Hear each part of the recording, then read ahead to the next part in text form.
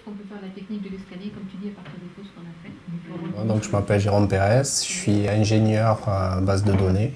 Et c'est qu'en fait, je crée des bases de données pour les différents utilisateurs du labo. Et puis après, je les administre. C'est-à-dire que quand je regarde s'il y a des soucis, je vérifie qu'elles soient cohérentes. Et quand ils ont des problèmes, j'essaie de les résoudre. Voilà, donc la tête de la base de données, donc pour l'instant, il n'y a pas grand-chose. Hein, ce qui existait déjà, c'est-à-dire qu'on a, dans laquelle on avait une stack. Je suis arrivé sur le projet COSFIX en mars. Et donc mon rôle, c'est de mettre en place une base de données qui soit utilisable par tous les membres du projet COSFIX, quel que soit le work package. Bon, à l'heure actuelle, ils travaillent sur des fichiers Excel dans lesquels ils saisissent des données aussi bien sur les racines que sur les sols, des données chimiques, des données géologiques, etc. Mais ça, c'est dans différentes feuilles Excel. Et moi, mon rôle, c'est d'essayer de regrouper toutes ces feuilles Excel dans une base de données unique, avec une même structure, et dans laquelle chacun pourra saisir ces informations aussi bien racinaires que de sol, que géologiques, que chimiques. Et donc tout ça à partir d'une seule application, une seule base de données. Et donc c'est pour ça qu'il faut essayer de mettre en place une structure qui soit capable de répondre aux besoins de chacun, mais en parlant, qui soit plus assez généraliste pour que justement ils puissent tous saisir leurs données au sein de cette base de données. En gros, c'est un répertoire de données. Bon, les différentes tables sont liées entre elles. Par exemple, une mesure sera liée à un site, mais elle sera aussi liée à un rhizotrome, par exemple, ou elle sera liée à une mesure particulière. Mais par contre, c'est vraiment un stockage de données qui servira donc ensuite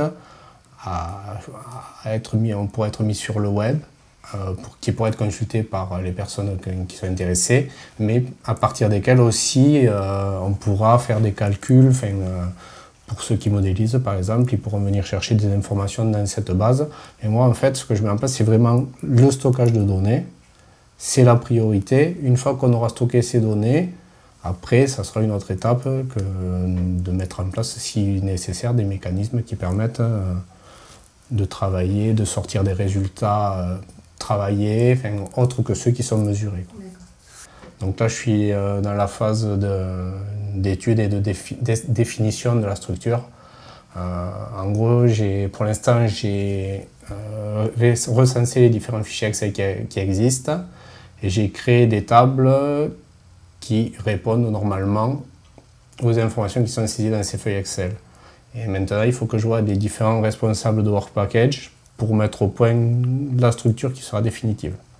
C'est-à-dire avec les mêmes noms de champs pour chaque Work Package, pour chaque utilisateur, mais que chacun sache où il devra mettre ses informations et où il pourra les trouver une fois qu'elles seront saisies. Pour l'instant, moi, la partie que je considère comme la plus difficile, c'est déjà que tout le monde se mette d'accord sur la structure, parce que tout le monde ne parle pas forcément de la même manière, les différents utilisateurs. Bon, ça encore, pour l'instant, c'est compliqué, mais ce qui sera le plus difficile, ça sera d'intégrer les données qu'ils ont déjà saisies sur les feuilles Excel. Et après, je pense que ça devrait rouler. 1, 2, 3, 4.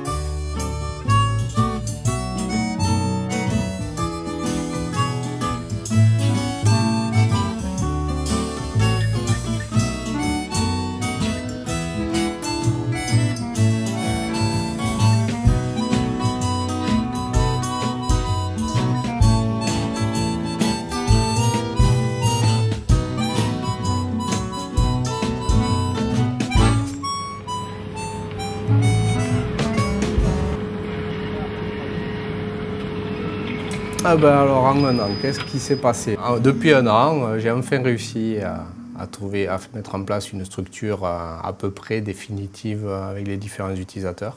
Donc du coup, qu'est-ce que j'ai fait? J'ai créé la base réellement. Je l'ai d'abord créée en local sur mon ordinateur, grâce auquel j'ai fait des tests, tout un tas de tests. J'ai essayé d'intégrer leurs fichiers au fur et à mesure en local.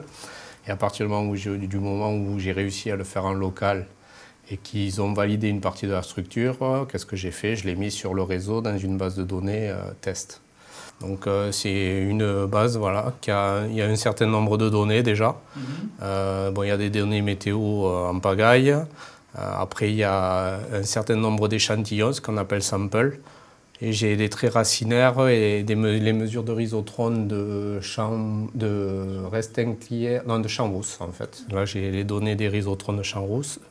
Sur une bonne partie de la base, oui, ils se sont mis d'accord parce qu'il y a plusieurs groupes qui travaillent, plusieurs personnes qui travaillent, donc tous n'avaient pas forcément les mêmes noms pour les données. Et là, ils se sont mis d'accord parce qu'apparemment, les noms qui apparaissent là, ce sont des noms, disons que ce sont des noms officiels, c'est-à-dire que tout le monde, la plupart du monde, des personnes, des écologues qui travaillent dans ce domaine-là utilisent ces noms-là. Donc ils se sont mis d'accord dessus. Donc là, voilà, ça par exemple, c'est OK. Il n'y a que cette partie-là pour l'instant. Les caractéristiques de sol, c'est sur celle-là qu'ils réfléchissaient encore la semaine dernière. Pour moi, le problème est là. C'est-à-dire que c'est un trop gros volume. Après, au niveau de l'utilisation, ça sera une fois que la base de données définitive sera mise à disposition. Là, j'ai prévu qu'il soit formé à cet outil-là, puisque c'est effectivement un nouvel outil. Bon, après, au lieu de le saisir directement dans un fichier Excel, il faudra qu'ils le saisiront dans la base. Ou même, je veux dire, il faudra que je leur apprenne en gros à intégrer les données comme moi je le fais actuellement, puisqu'on peut intégrer n'importe quel fichier Excel à partir du moment où les structures correspondent. Donc du coup, c'est plutôt ce qu'on leur montrera. Donc là, à partir du moment où ça sera en production, peut-être qu'il y aura certaines personnes qui seront réticentes ou pas. Après, il y en a certains peut-être qui n'étaient pas non plus, ils aimeraient bien avoir les données que proposent les autres, mais ils sont pour l'instant un peu frileux à mettre à disposition leurs données. Voilà, bon, comme on a dit que c'est un échange de bons procédés, cela, il faudra soit qu'ils soient d'accord pour qu'on utilise leurs données, au moins pour les mettre à disposition, soit c'est pas sûr qu'ils pourront accéder à la base de données.